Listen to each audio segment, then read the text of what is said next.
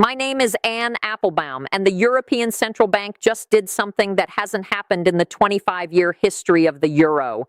They froze Germany's access to the Target 2 payment system, and Chancellor Scholz's response didn't just challenge the freeze, it detonated the entire foundation that the European Union is built on. What the German government announced in the 72 hours after the ECB's directive may have permanently fractured the European financial system. And George Soros's response is the most chilling thing he has ever said publicly about the future of Europe. When you hear what the billionaire currency trader called this ECB action, you'll understand why this story isn't about Germany. It's about whether the European Union can survive what's being done to it from Brussels. Hit subscribe right now because the European project just cracked, and you need to understand where those cracks are spreading. Let me fill you in on exactly what happened, because the sequence of events is almost impossible to believe. Last Thursday evening at approximately 7:15 p.m. Central European Time, the ECB president signed Emergency Resolution 2026-0089. The Thursday evening timing is critical because Thursday evening is when Brussels releases directives it hopes won't dominate the news cycle. Controversial regulatory changes, politically sensitive decisions, financially explosive measures, they all get dropped on Thursday night when most of Europe's financial press is wrapping up their week. The fact that the ECB chose Thursday evening tells you they knew exactly how incendiary this was. The resolution restricts the German federal government, the Bundesbank, German state-owned enterprises including KfW and Deutsche Bahn, and German sovereign wealth mechanisms from utilizing the Target 2 real-time gross settlement system. For those who don't know, Target 2 is the payment infrastructure that processes every single euro transaction between European banks. When an Italian company pays a Dutch supplier, the settlement runs through Target 2. When the Spanish government issues bonds to French investors, the clearing happens through Target 2. When any institution anywhere in the Eurozone needs to send, receive, or settle euros, Target 2 is the system that makes it happen. Target 2 processes 2.3 trillion in transactions every single day. It is the circulatory system of the European economy. The directive gives German institutions a 120-day adjustment period to restructure their settlement operations, which is bureaucratic language for find another way to do business because we're locking you out. The ECB framed it as temporary corrective measures pending assessment of Germany's fiscal sovereignty activities. But there is nothing temporary about what this resolution does. In practical terms, the ECB just told Germany, the largest economy in Europe, the economic engine of the entire Union, the nation that contributes more to the EU budget than any other member, you can't use our payment system anymore. Not for federal transactions, not for Bundesbank operations, not for state enterprise settlements, not for anything that touches our infrastructure. Germany's manufacturing exports, which generate over $1.4 trillion annually and represent the backbone of the European supply chain, can no longer be settled through the standard Eurozone clearing infrastructure. The KfW Development Bank, which finances infrastructure projects across Europe and beyond, loses its primary transaction mechanism. The Bundesbank's ability to manage euro liquidity, conduct monetary operations with other European central banks, and facilitate interbank settlements for German financial institutions is severely compromised. The German pension system, which manages over $2.1 trillion in retirement assets for 21 million Germans, faces immediate operational complications. This isn't a fine, this isn't a regulatory sanction. This is the financial equivalent of amputating a limb and calling it corrective surgery. And the justification is what makes this truly extraordinary. The ECB cited Germany's bilateral trade agreements with China, the Berlin-Moscow Energy Corridor discussions, and Germany's independent fiscal expansion program as activities incompatible with Eurozone solidarity. The resolution accuses Germany of systematic efforts to undermine European monetary cohesion, and the legal basis for the action is Article 127 of the Treaty on the Functioning of the European Union, combined with emergency powers granted under the European Stability Mechanism. Let that sink in. The European Central Bank just used emergency financial stability powers designed to prevent sovereign debt crises, to restrict payment access for the most fiscally stable nation in the Union.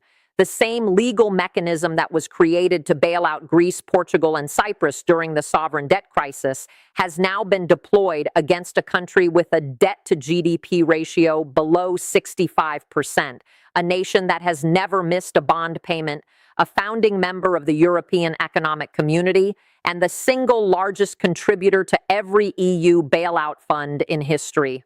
But here's why this is even more dangerous than it sounds. Payment system restrictions have been discussed theoretically for years as a tool to enforce fiscal discipline on profligate member states. Greece faced severe financial restrictions during its debt crisis. Hungary has faced various financial pressures over rule of law concerns. Every single previous discussion involved either a nation in fiscal distress or a government violating fundamental EU principles like democratic governance. Germany is neither of these things. Germany is the EU's largest economy, its most fiscally responsible member, a nation with a constitutional balanced budget amendment, a country that has lectured every other member state about fiscal discipline for decades. This is the first time in the history of European monetary union that payment restrictions have been applied to a fiscally sound, democratically stable founding member state. The first time ever. The expert reaction was immediate and catastrophic.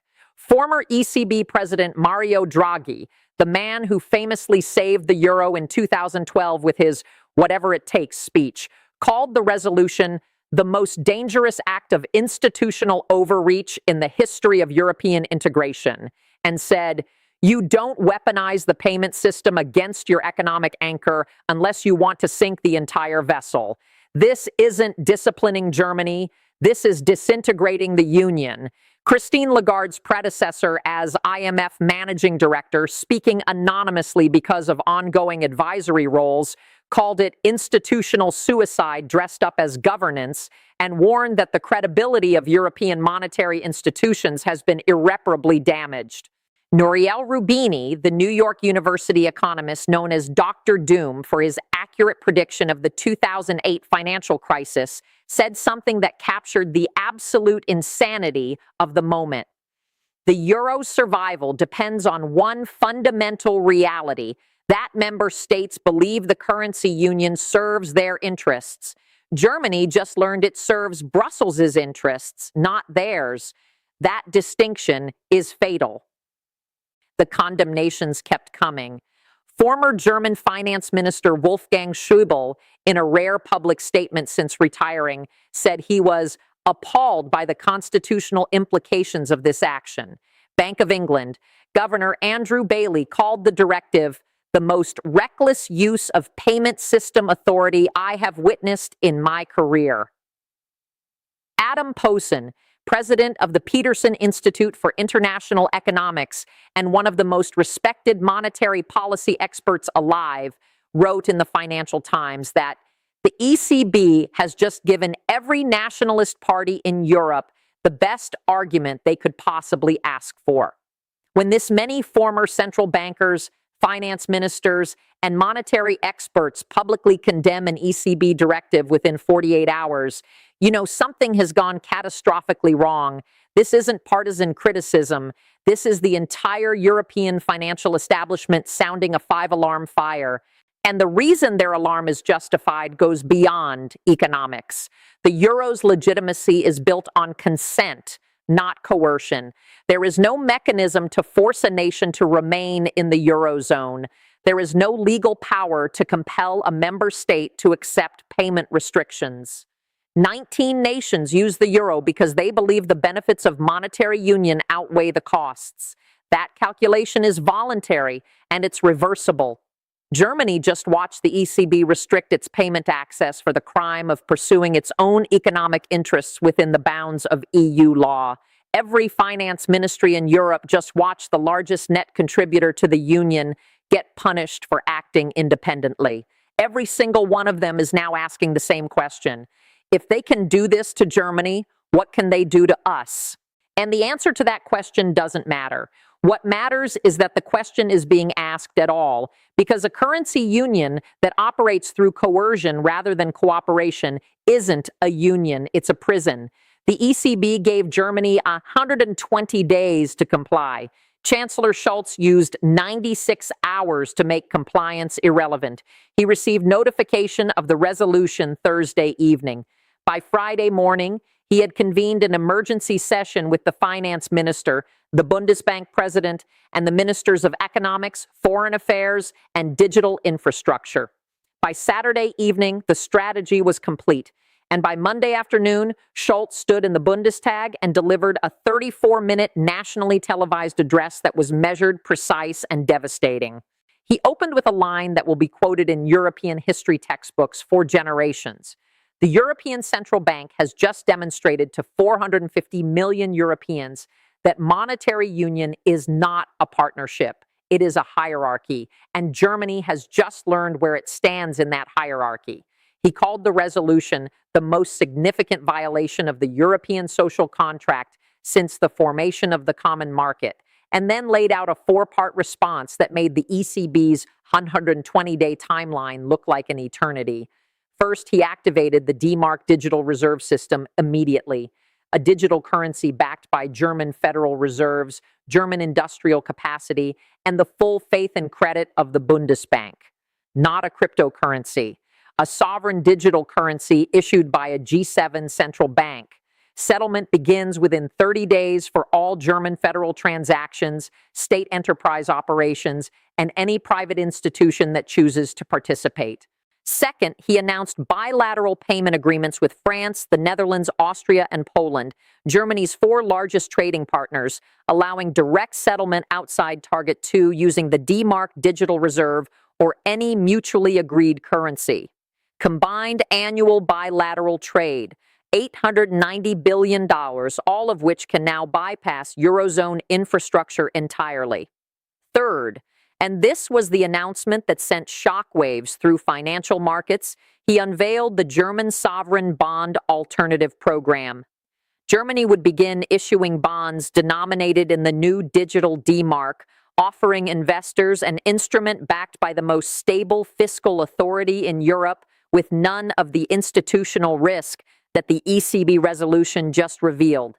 Target issuance, $150 billion in the first year. Within 24 hours of the announcement, the Swiss National Bank, the Bank of Japan, and the People's Bank of China had all signaled interest in holding digital D-Mark bonds as part of their reserve portfolios. A senior Swiss National Bank official told Bloomberg, "We hold euro-denominated assets because of Germany. If Germany is offering an alternative, we're listening." Fourth, Scholz announced that Germany would host an emergency summit for any EU member state concerned about payment system weaponization. He invited France, the Netherlands, Austria, Poland, Sweden, Denmark, Finland, and the Czech Republic, 8 of the 19 Eurozone members, plus 3 non-Euro EU states. The invitation list read like a roll call of every net contributor to the EU budget and every nation that has ever bristled at Brussels' authority, and every single one of them accepted within 36 hours.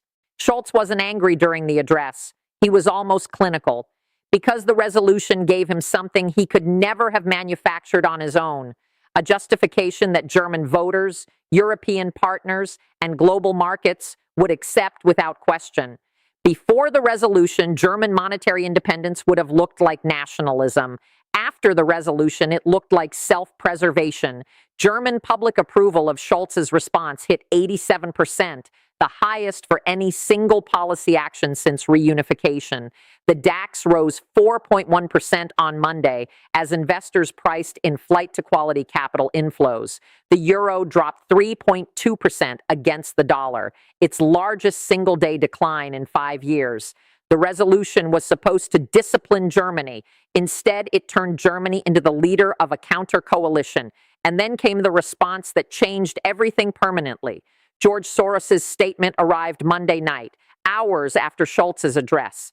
In a statement released through the Open Society Foundations, the 95-year-old billionaire, the man who broke the Bank of England in 1992 and has spent 3 decades as the most prominent advocate for European integration, delivered 4 sentences that constitute the most severe condemnation of EU institutional policy he has ever issued.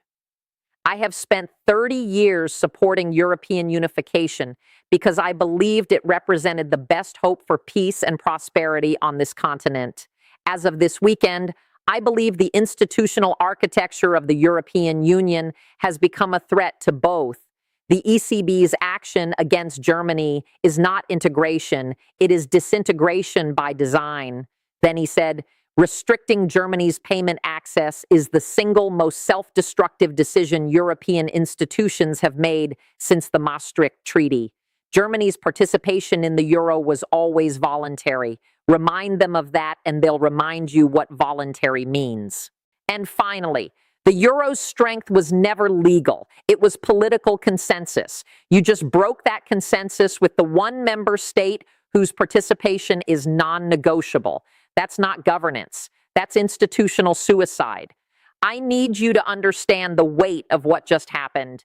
George Soros has never in 3 decades of public advocacy questioned the viability of the European project. His entire philanthropic mission, his political activism, his financial legacy in Europe is built on the conviction that European integration is both inevitable and desirable. He bet billions of his own money against the British pound because he believed the pound was overvalued, but he has always supported the euro as a political achievement. And he just told you publicly through an official foundation statement that the European Union's institutions have become destructive.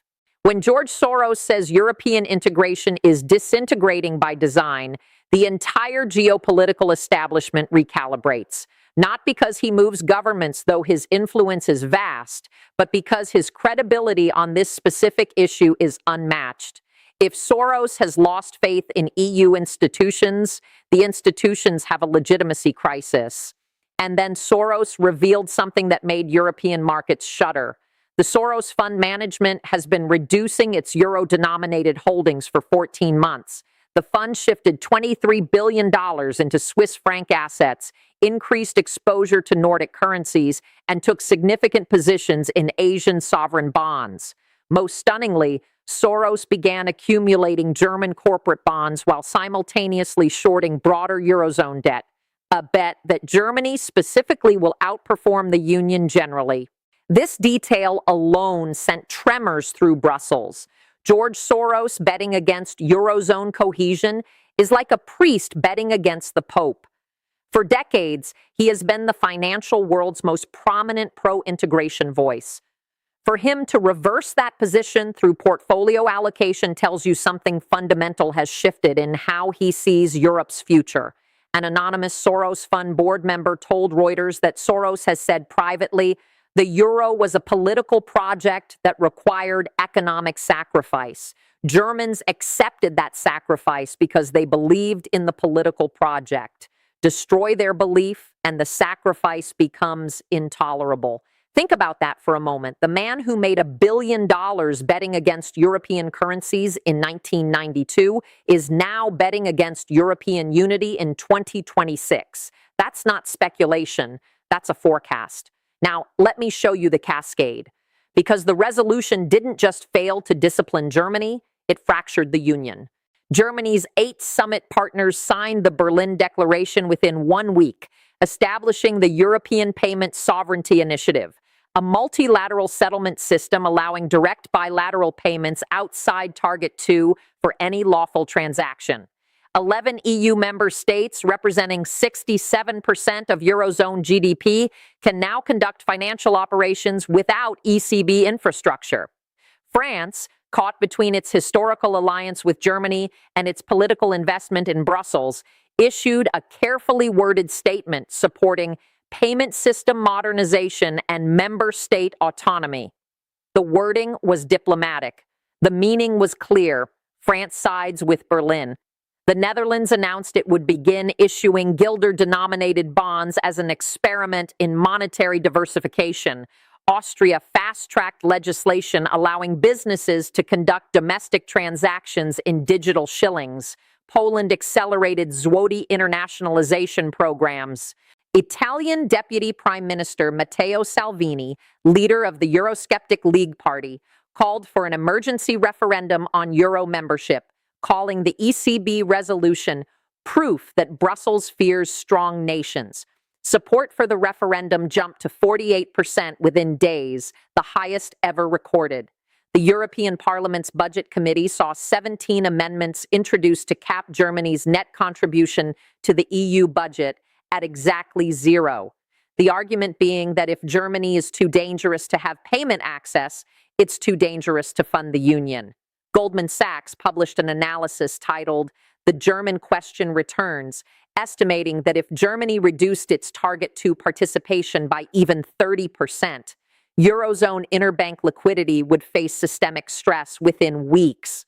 Morgan Stanley warned that Germany's financial centrality to Europe is not a policy choice. It is a structural reality, and advised clients to hedge euro exposure. The euro dropped another 2.8% in the week following the Berlin Declaration. Italian and Spanish bond yields spiked 67 basis points as markets priced in renewed fragmentation risk. German bond yields fell 34 basis points as investors fled to safety. German safety specifically, not Eurozone safety generally. The resolution was supposed to enforce solidarity. Instead, it revealed that solidarity was always optional, and Germany just learned it has options. American Treasury Secretary Janet Yellen, in an extraordinary public comment on European affairs, said, "I am deeply concerned that Europe may be repeating the mistakes we've made with dollar weaponization. Using financial infrastructure as a political tool destroys the infrastructure's utility." The message was clear. America weaponized the dollar and triggered global de-dollarization. Europe just weaponized the euro and triggered German monetary independence. Same mistake, same consequence, faster timeline. And here's the irreversible part. Even if the ECB revokes the resolution tomorrow, even if Christine Lagarde personally apologizes to Chancellor Scholz, even if the European Commission passes legislation prohibiting payment restrictions on fiscally stable member states, the damage is permanent. The Berlin Declaration infrastructure is operational regardless. The digital DMark is launching regardless. The bilateral payment agreements are signed regardless. The 11-nation coalition exists regardless. German bonds denominated in digital currency are being issued regardless. You can revoke a resolution. You cannot rebuild trust. And trust, once broken at this level between the union's institutional core and its economic engine, doesn't heal in a generation. It may never heal. There is a concept in political science called a legitimacy cascade. It's the moment when enough actors simultaneously withdraw consent from an institution that the institution loses its ability to govern. Legitimacy cascades don't reverse, they accelerate. The European Union just entered a legitimacy cascade. The old assumption that EU institutions serve member state interests is collapsing. The new reality that EU institutions serve institutional interests is forming. And no amount of diplomatic repair can restore the illusion once it's been shattered. George Soros's final line captures it better than anything else anyone has said. The European project didn't die this week, but its inevitability did, and a project that's no longer inevitable is just a negotiation. So here's the deal. The European Central Bank used emergency powers designed for sovereign debt crises to restrict Germany's payment access. The resolution was designed to discipline Germany for acting independently. Instead, it gave Germany the justification to build monetary independence in 96 hours, gave 11 member states the motivation to create alternative payment infrastructure in 1 week, gave Eurosceptic parties across Europe the best recruiting tool they've ever had, and gave the entire world proof that the euro is a political instrument, not a neutral currency. And George Soros, the greatest advocate for European integration alive, said he no longer believes EU institutions serve the European project. started betting against Eurozone cohesion and is already moving billions out of euro-denominated assets. The resolution was supposed to strengthen European unity. Instead, it revealed European unity was always coercion disguised as consensus. The alternative infrastructure is being built. The digital currency is launching. The coalition exists. The trust is broken. And the currency union that was supposed to make European war impossible just made European fracture inevitable.